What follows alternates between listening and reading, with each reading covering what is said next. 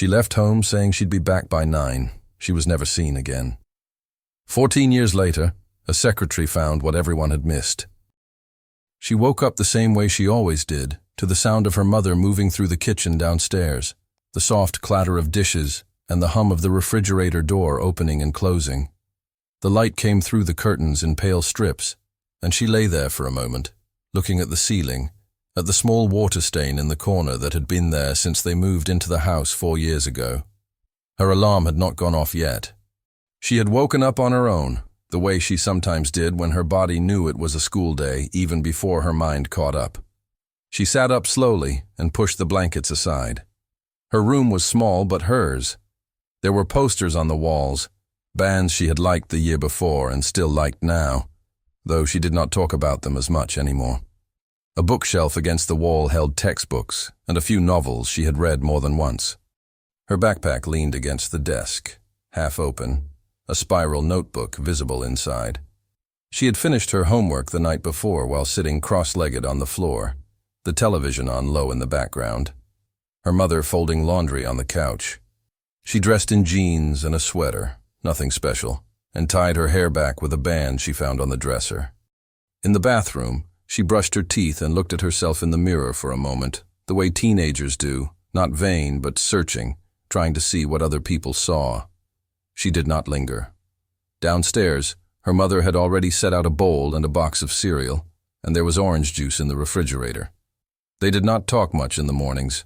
Her mother was not a morning person, and she had learned not to ask too many questions before her mother had finished her coffee. Her younger brother was still asleep. He went to a different school, one that started later, and he would wake up after she left. She ate quickly, standing at the counter, and her mother reminded her about something, a permission slip or a form that needed to be signed, and she said she would bring it home that afternoon.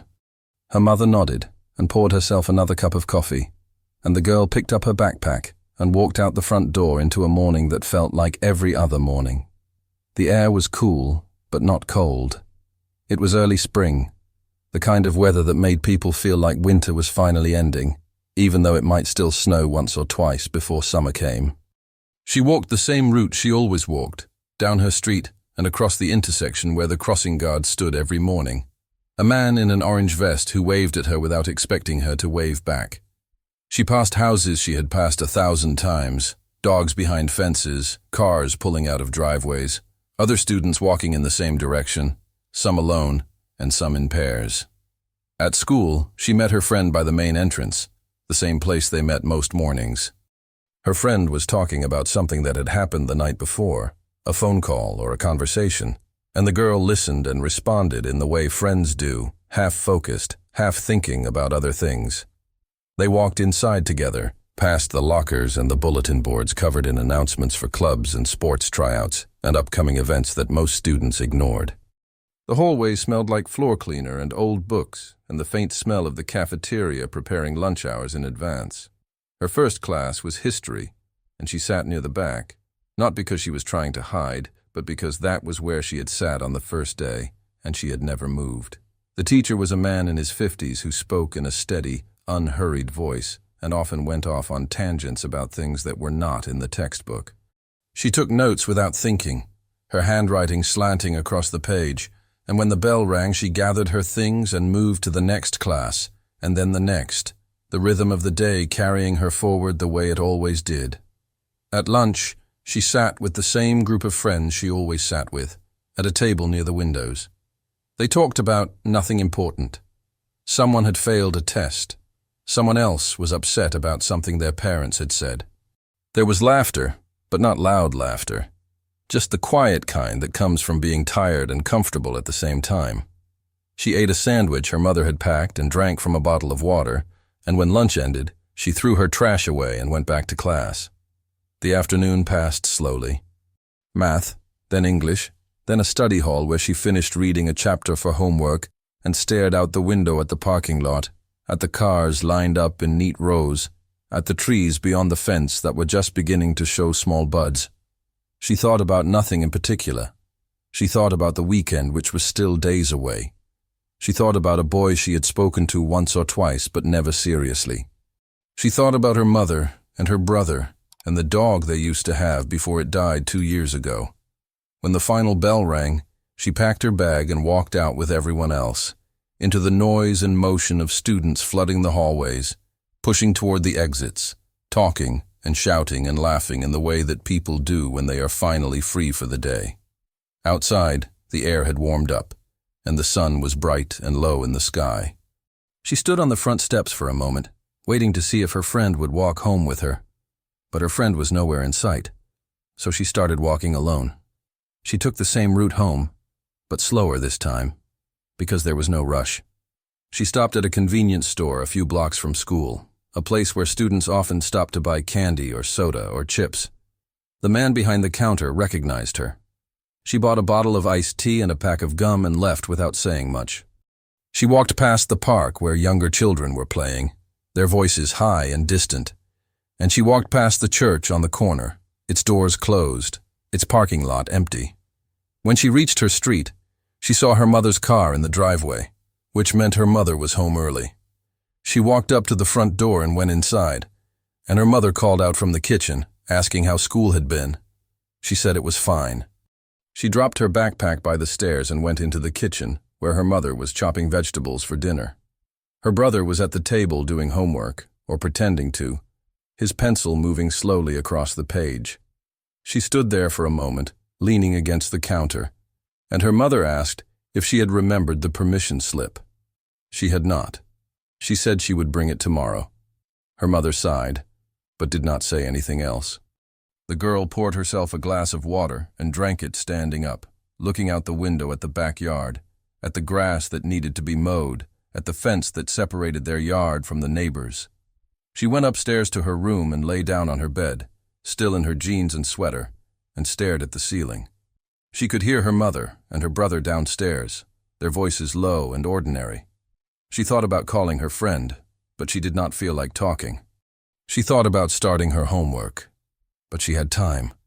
She closed her eyes and let the afternoon stretch out around her, quiet and slow. The kind of afternoon that feels like it will last forever. The kind that dissolves into evening without anyone noticing. The kind that, later, people will try to remember in detail and find that the details have already begun to blur. She told her mother she was going to meet her friend. It was early evening, still light outside, the kind of soft spring light that made everything look gentler than it was. Her mother was in the living room folding laundry. Her brother was upstairs playing a video game, and the house had settled into the quiet rhythm of a weeknight. Her mother looked up when she spoke, but did not stop folding. She asked where they were meeting, and the girl said at the library, or maybe at her friend's house. She was not sure yet. Her mother asked what time she would be home, and the girl said by 9, maybe a little earlier. Her mother nodded and told her to call if she was going to be late. The girl said she would. She picked up her jacket from the back of the chair and slipped it on, checked her pockets for her house key and a few dollars, and walked out the front door. Her mother did not watch her leave. There was no reason to. The girl had done this before, gone out to meet friends on a school night, come home when she said she would. It was normal. It was ordinary. It was the kind of thing that happened in houses all over the country every single evening. She walked down the street in the direction of her friend's house. A neighbor was mowing his lawn even though the sun was starting to sink. A woman was walking a small dog. A car passed, slow and unhurried, and the driver did not look at her. She walked past the houses she knew, the ones with the chain-link fences and the ones with the tidy front gardens, and she turned the corner at the end of the block. No one saw her after that. At first, her mother did not think anything was wrong. 9 o'clock came and went, and her mother glanced at the clock, but did not worry. Teenagers were always a little late. They lost track of time. They stayed too long talking and did not notice the hour slipping away. Her mother finished folding the laundry and put it away, and she made herself a cup of tea and sat down on the couch with a magazine. Her brother came downstairs and asked for a snack, and she told him he could have an apple or some crackers, and he took both and went back upstairs. By 9:30, her mother called the girl's cell phone. It rang and went to voicemail. Her mother left a message, her voice calm but firm, asking where she was and reminding her that she was supposed to be home by now. She hung up and waited. She turned on the television, not really watching it, just filling the silence. She called again at 9:45. Again, no answer. This time she did not leave a message. At 10 o'clock, her mother stood up and walked to the front window and looked out at the street. It was dark now, the streetlights casting small pools of yellow light on the pavement. There were no cars, no movement. She called her daughter's cell phone again, and again it went to voicemail. She felt the first stirring of something that was not quite worry yet, not quite fear, but something close to both. She tried to remember the name of the friend her daughter had said she was meeting. She thought it was Jessica, or maybe Sarah. She was not sure. Her daughter had several friends, and their names blurred together sometimes. She called the house phone of the friend she thought her daughter might be with. A woman answered, the mother of one of the girls. Her mother asked if her daughter was there, and the woman said no. She had not seen her. Her mother asked if her daughter knew where the girls might have gone, and the woman called for her daughter. And there was a long pause, voices in the background. And then the woman came back on the line and said her daughter did not know. They had not made plans. Her mother thanked her and hung up. She stood in the kitchen, holding the phone, and felt the silence of the house pressing in around her. Her brother was still upstairs. The television was still on in the living room. Everything was exactly as it had been an hour ago, but something had shifted.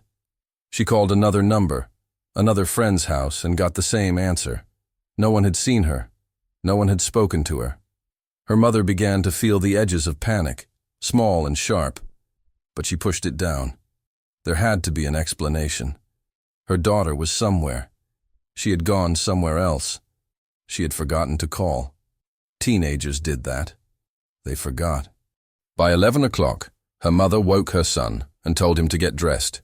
He asked why, still half asleep, and she said they were going to drive around and look for his sister. He did not ask any more questions. They got into the car, and her mother drove slowly through the neighborhood, past the library, past the park, past the convenience store where her daughter sometimes stopped. The streets were empty. The businesses were closed. The houses were dark. Her mother drove to the friend's house, the one she had called earlier, and knocked on the door even though it was late. The woman answered, still dressed, and said again that she had not seen her, and her mother thanked her and got back in the car. They drove for another hour, her mother's hands tight on the steering wheel, her brother silent in the passenger seat. They checked the school parking lot, though it made no sense for her to be there. They drove past the places her mother could think of, the places a teenager might go. They saw no one. At midnight, her mother drove home and sat in the driveway for a long time before going inside. She called the police at 12:30. The dispatcher asked questions in a voice that was calm and professional. How old was her daughter? What was she wearing? When had she last been seen? Her mother answered as best she could, but her voice kept catching, and she had to stop and start again. The dispatcher said an officer would come to the house, and her mother said thank you, though she did not feel thankful. She felt hollow. The officer arrived 40 minutes later, a young man who looked too young to be wearing a uniform. He sat at the kitchen table with a notepad and asked the same questions the dispatcher had asked. Her mother answered them again.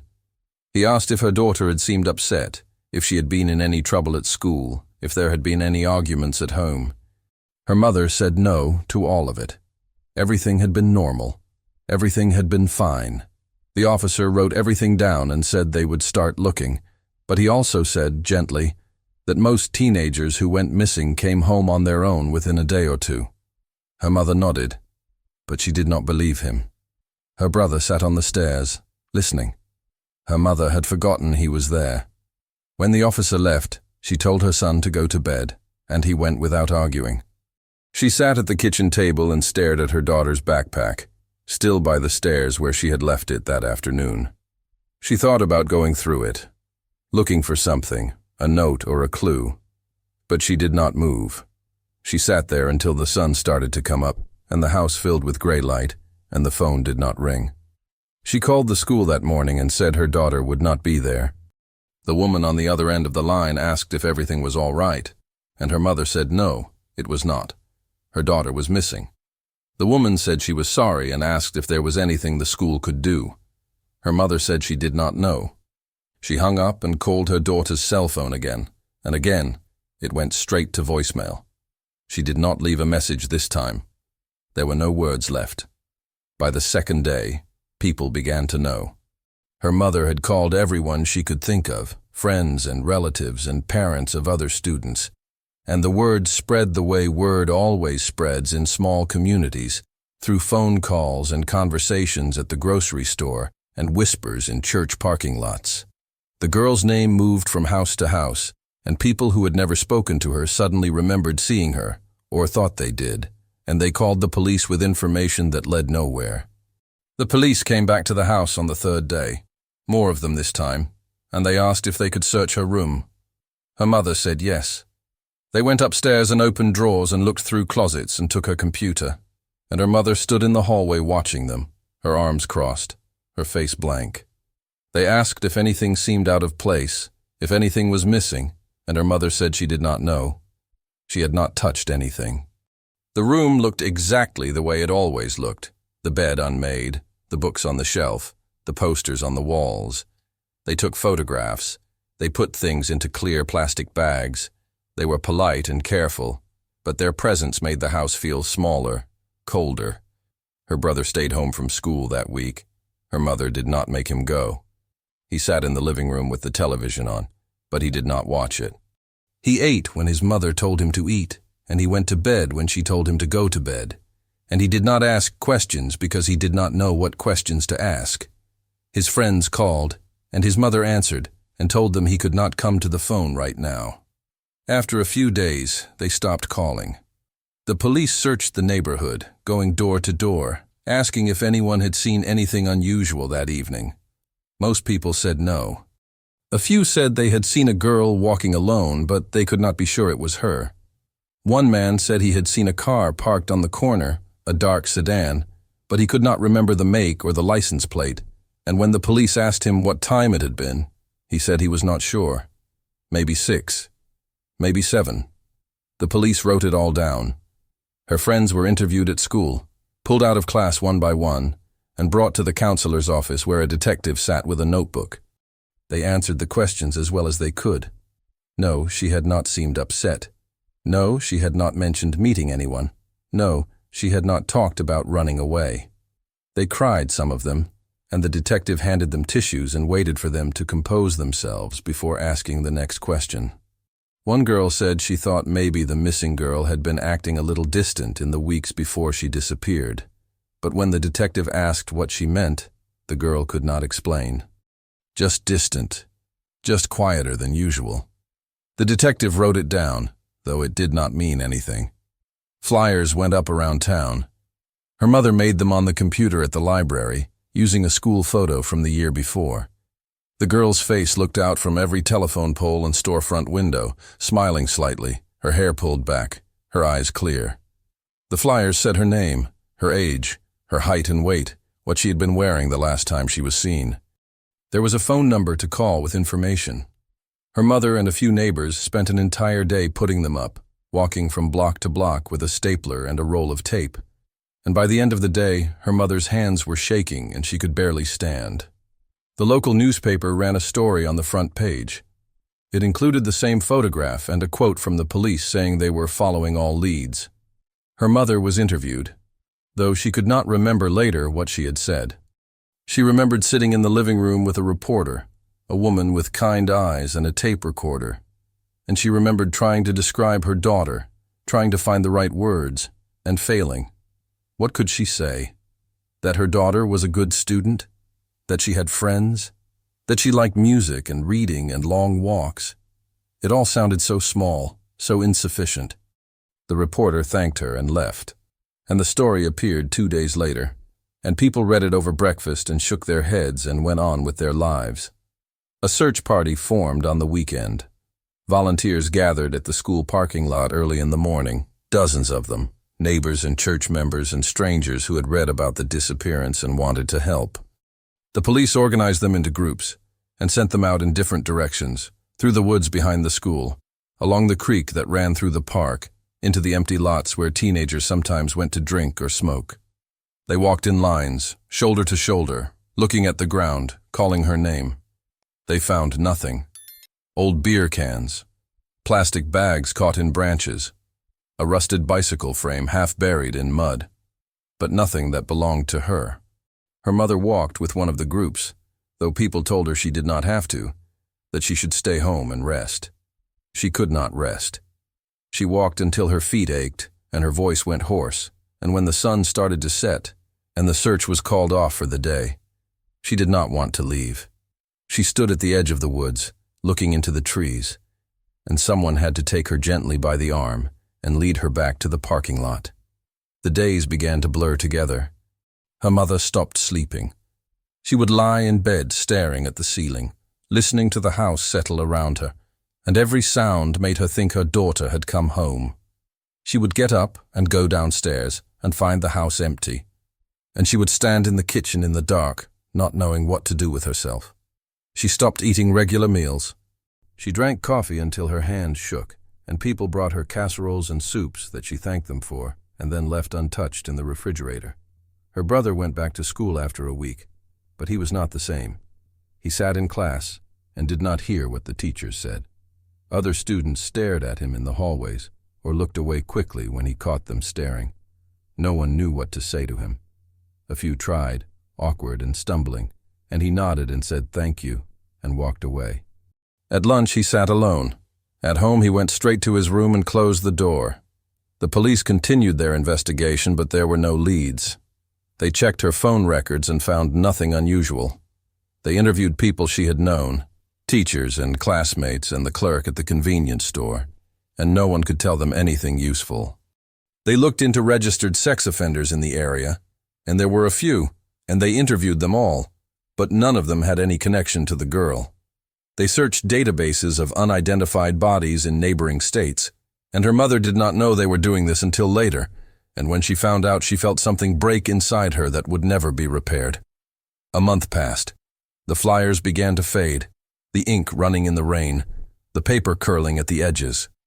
Some of them fell down and no one put them back up. The newspaper ran a follow-up story, shorter this time, buried on page 5. The police said the investigation was ongoing, but they had no new information. They asked anyone with information to come forward. No one did. Her mother went to the police station every few days, asking if there was any news, and the detective in charge of the case would sit with her and tell her they were doing everything they could. He was a man in his 40s with gray in his hair and tired eyes, and he was kind to her, but she could see that he did not have answers. She could see that he was beginning to believe, as others were beginning to believe, that her daughter was not coming home. She could see it in his face, in the way he spoke to her, gently and carefully, as if she were fragile, as if she might shatter. The first year moved slowly, each day heavy and distinct, marked by small rituals of grief and waiting. Her mother kept her daughter's room exactly as it had been. The bed stayed unmade, the sheets still holding the shape of a body that had not slept there in months. The books on the shelf gathered dust. The posters on the walls began to fade in the sunlight that came through the window each afternoon. Her mother went in there sometimes, early in the morning or late at night, and sat on the edge of the bed and looked around, as if the room might tell her something it had not told her before. Her brother grew taller that year, his voice deepening, his face changing in ways that made him look less like a child and more like someone she would not have recognized. He stopped talking about his sister, not because he had forgotten her, but because there was nothing left to say.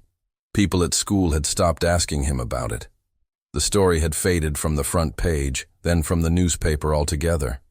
Life went on around him, loud and indifferent, and he moved through it quietly, learning to carry something no one else could see.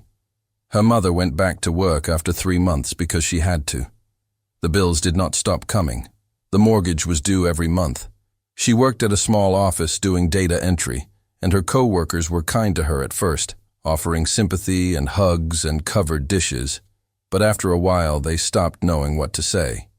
She became the woman whose daughter had disappeared, and people treated her differently, carefully, as if grief were contagious. She ate lunch alone, She did not go to office parties. She came home every evening and checked the answering machine, even though no one ever called with news. The second year was worse because it was emptier. The search parties had stopped.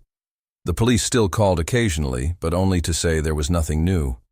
The detective who had been kind to her retired, and a new detective took over the case, a younger man who had not known her daughter, who read about her only in files and reports. He called once every few months, dutifully, and her mother could hear in his voice that he was calling because he was supposed to, not because he had anything to tell her.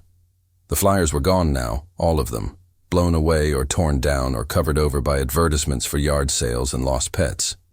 Her mother thought about putting up new ones, but she did not. She did not have the strength. She kept one flyer in a drawer in the kitchen, folded carefully, the paper soft and worn from being touched too many times. Her daughter's friends graduated from high school. Her mother went to the ceremony, though she did not know why. She sat in the back of the auditorium and watched the girls walk across the stage in their caps and gowns, and she thought about how her daughter should have been among them. Afterward, one of the friends came up to her, a girl she barely recognized, taller now and wearing makeup, and the girl hugged her and said she still thought about her daughter all the time. Her mother thanked her and left before the girl could say anything else. The third year was the year her mother stopped hoping. She did not admit this to anyone, not even to herself, but it was true. She stopped checking the answering machine as soon as she got home. She stopped thinking she saw her daughter in crowds or in passing cars. She stopped imagining scenarios where her daughter walked through the front door with an explanation that made sense. Hope had kept her going for a long time, but hope was exhausting, and eventually it ran out, and what replaced it was something quieter and colder, something like acceptance, but not quite. Her brother graduated from high school that year. He had applied to colleges, though he did not care which one he went to. He chose one 2 hours away, far enough to leave, but close enough to come back if he needed to. His mother helped him pack his things into boxes, and on the day he left, she stood in the driveway and watched him load the car, and she hugged him before he got in, and he said he would call her when he got there. He did. But after that, he did not call often. He was building a life that did not include the weight of what had happened, and she did not blame him. The house felt enormous after he left. Her mother walked through the rooms and heard her own footsteps echo. She thought about selling it, moving somewhere smaller, somewhere that did not hold so many memories. But she could not. What if her daughter came back and the house was gone? What if she came home and found strangers living there? So her mother stayed, and the house stayed empty, and the years continued to pass. The 4th year, the 5th year, the 6th. They blurred together, indistinguishable. Her mother stopped marking anniversaries. She stopped lighting candles on her daughter's birthday. She stopped visiting the police station. The case was still open technically, but no one was working on it. There were newer cases, fresher tragedies, and her daughter's name had been filed away in a cabinet somewhere, another unsolved disappearance in a stack of unsolved disappearances.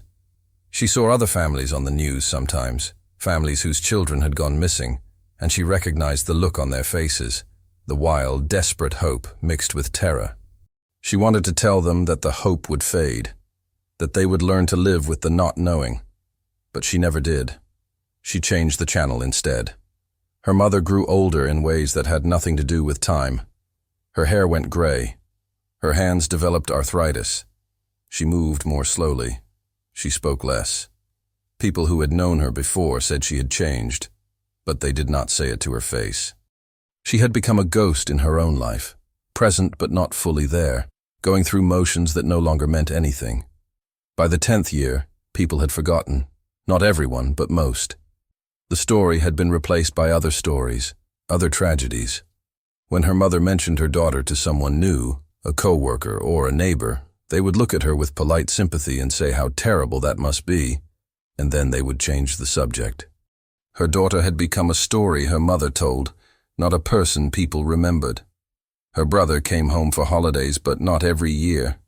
He had a job now, a girlfriend, a life that was his own. He loved his mother, but being in the house made him feel like he was 15 again. sitting on the stairs listening to his mother cry, and he could not do it for more than a day or two. He called on his sister's birthday every year, and he and his mother would talk for a few minutes, and neither of them would say her name, and then they would hang up. The 11th year, the 12th, the 13th. Her mother stopped expecting anything. She woke up in the morning and went to work, and came home and made dinner for one and watched television until she fell asleep on the couch.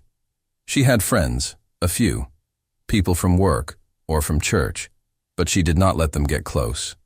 She had learned that people could not hold grief for as long as she could, that eventually they needed her to move on, and she could not, so it was easier to be alone.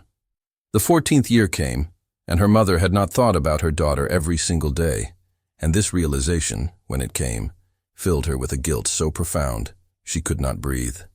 There had been days, maybe even weeks, when she had gone about her life without thinking about her daughter's face, her voice, the way she used to hum in the shower or leave her shoes by the front door. Her mother had survived, and survival felt like betrayal. The school secretary's name was Linda, and she had worked at the high school for 23 years. She had seen thousands of students pass through the building, their faces blurring together into a vast, indistinct mass of adolescents. She knew some of them by name, the ones who came to the office frequently, the troublemakers and the helpers and the ones who were always forgetting their lunch money. But most of them she did not know. They were just faces in the hallway, voices asking for hall passes, hands reaching for late slips. She had been working at the school when the girl disappeared. She remembered the police coming, remembered them talking to the principal behind closed doors, remembered the counselor pulling students out of class one by one. She remembered the tension in the building, the way teachers spoke in low voices in the staff room, the way students clustered in groups whispering. But it had been 14 years, and the memory had faded like everything else. The girl's face, which had once been on every bulletin board and in every newspaper, had become just another photograph in the back of Linda's mind, filed away with all the other sad stories she had witnessed over the years. Linda was not young anymore. She was 62, and her knees hurt when she climbed stairs, and she wore reading glasses on a chain around her neck. She had worked at the same desk for so long that she knew every drawer, every file, every stack of papers without looking. She knew where the attendance records were kept, where the emergency contact forms were stored, where the old yearbook sat gathering dust on the shelf above the copy machine. It was March when she found it. A Tuesday afternoon, gray and cold, the kind of day that made spring feel impossibly far away. The principal had asked her to look through some old attendance records for a student who was trying to get college credit for courses taken years ago. The records were kept in boxes in a storage closet off the main office, cardboard boxes that had been there so long some of them were starting to fall apart. Linda pulled down the box labeled with the year she needed and carried it to her desk. She opened it and began sorting through the folders inside, looking for the right name. The folders were organized by homeroom, then alphabetically, and she went through them methodically, her fingers moving across the tabs. She found the record she was looking for and set it aside, but she did not close the box. Something had caught her eye. It was another folder, thin and slightly bent, and the name on the tab was the missing girl's name. Linda stared at it for a moment, surprised. She had not thought about that girl in years. She pulled the folder out and opened it, not sure what she was looking for, just curious. Inside were attendance sheets, the kind teachers filled out every morning, marking students present or absent with a simple check mark or an X. Linda looked through them slowly. She saw the pattern of a normal student, present most days, absent occasionally, the absences marked with notes from parents or the nurse's office.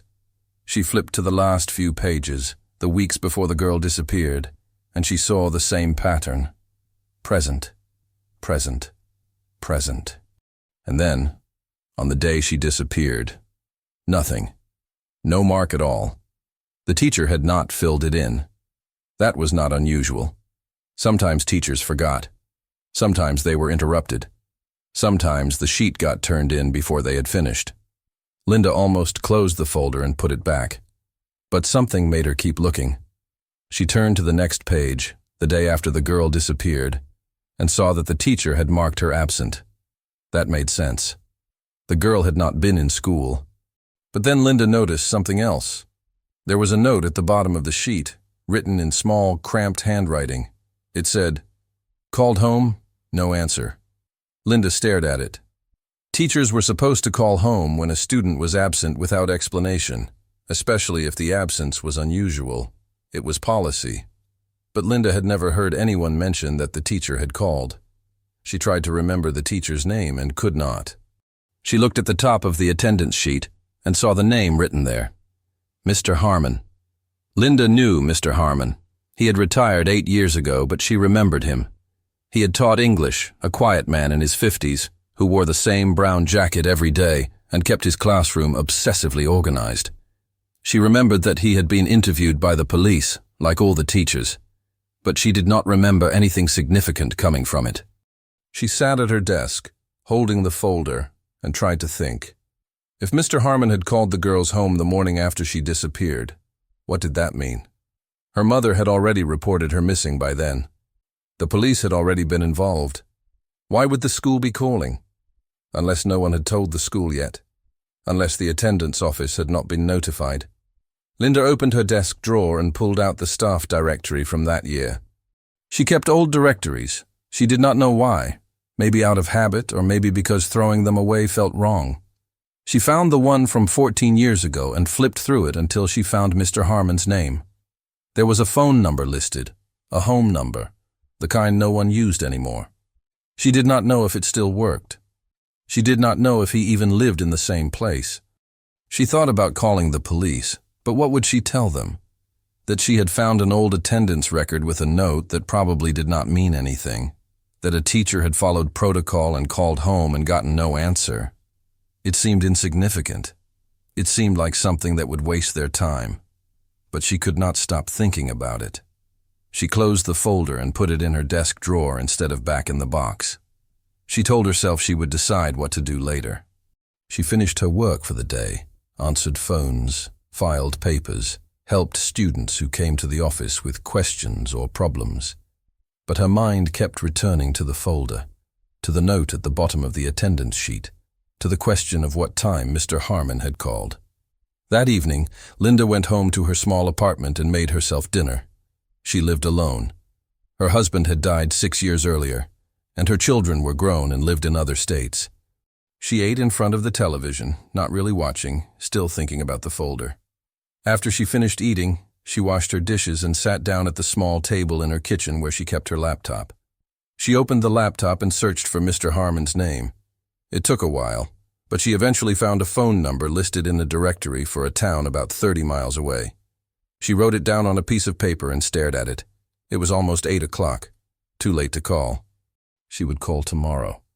Or maybe she would not call at all. Maybe it did not matter. But she could not sleep that night. She lay in bed and thought about the girl, about her mother, about all the years that had passed. She thought about what it meant to disappear, to be there one day and gone the next, to leave behind nothing but questions.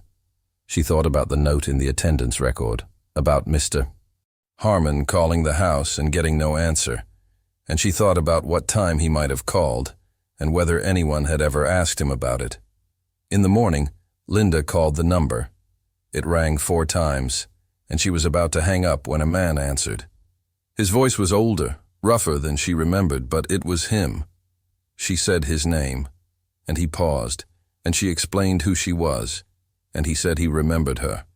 She asked if she could ask him a question about something that happened a long time ago, and he said yes, though he sounded uncertain. She asked him if he remembered the girl who had disappeared, and there was a long silence on the other end of the line. Then he said yes, he remembered. Linda asked him about the note on the attendance sheet, about calling the girls home, and he was quiet again, thinking. Then he said he did remember calling. He said he had called during his planning period mid-morning, maybe around 10 or 10:30. He had gotten no answer. He had thought it was strange, but not strange enough to do anything about it. Linda thanked him and hung up. She sat at her kitchen table, her hands shaking slightly, and she thought about what 10 or 10:30 in the morning meant. The girl had disappeared the evening before. By 10 in the morning, her mother had already called the police. The house would have been full of people, officers and neighbors and family. Why had no one answered the phone? She picked up her phone again and called the police. The detective who took Linda's call was younger than she expected, a woman with a brisk professional voice who listened without interrupting. Linda explained who she was and what she had found, and she could hear the detective typing as she spoke, the soft click of keys in the background. When Linda finished, there was a pause, and then the detective asked her to repeat the time Mr. Harmon had called. Linda said 10 or 10:30 in the morning, the day after the girl disappeared. The detective said she would look into it and asked Linda to send her a copy of the attendance record. Linda said she would.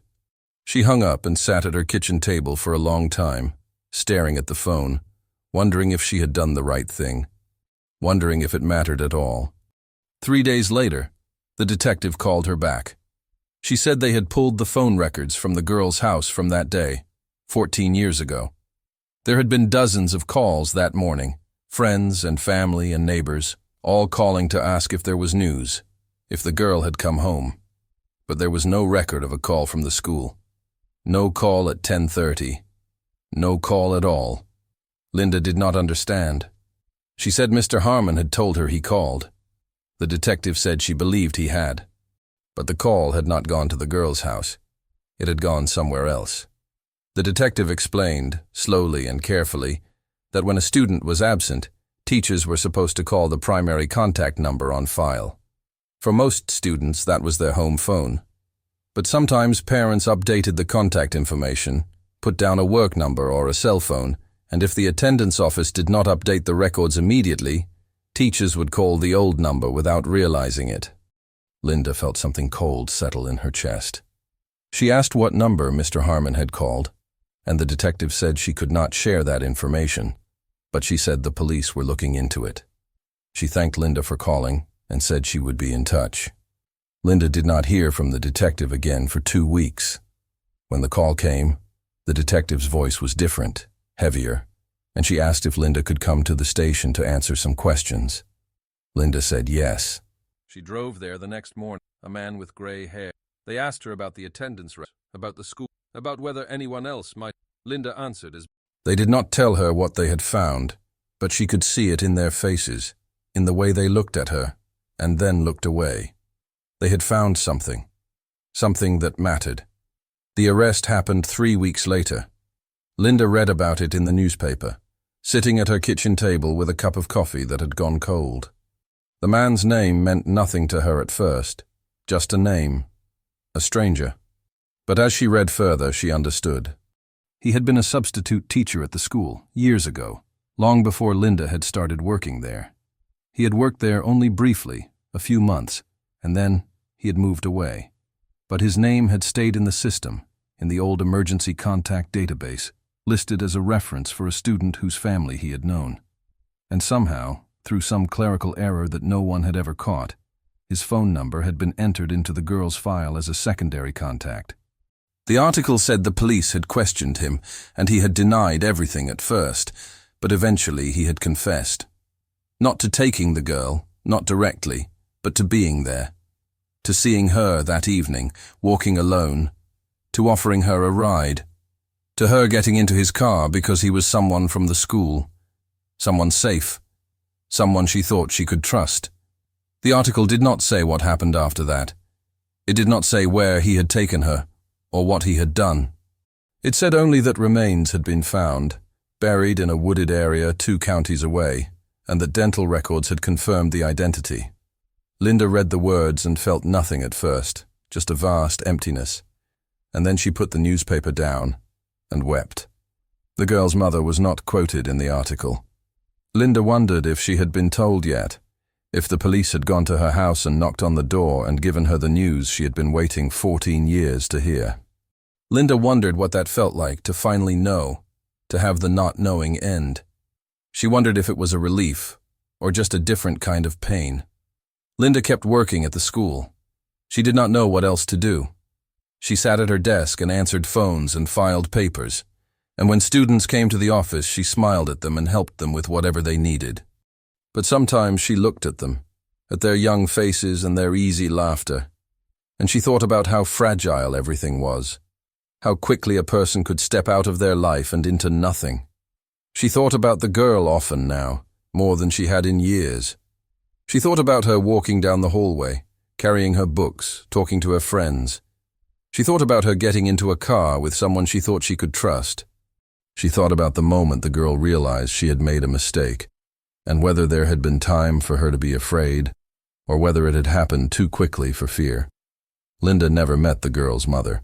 She thought about reaching out, writing a letter or calling, but she did not know what she would say. I found a note in an old file. I made a phone call. I am sorry it took so long. None of it seemed like enough. Years passed, and Linda retired, and the school hired someone new to sit at her desk. She moved to a smaller town, closer to one of her daughters, and she spent her days gardening and reading and trying not to think about the things she could not change. But sometimes, on quiet evenings, she would sit on her porch and watch the light fade from the sky, and she would think about the girl, about her name and her face and the life she should have had. And she would think about all the other girls, the ones who disappeared and were never found, the ones whose stories ended without answers, whose mothers sat in empty houses waiting for phones that would never ring. She would think about how easily a person could vanish, how a single moment could erase everything, and how the world just kept going, indifferent and relentless, as if nothing had happened at all.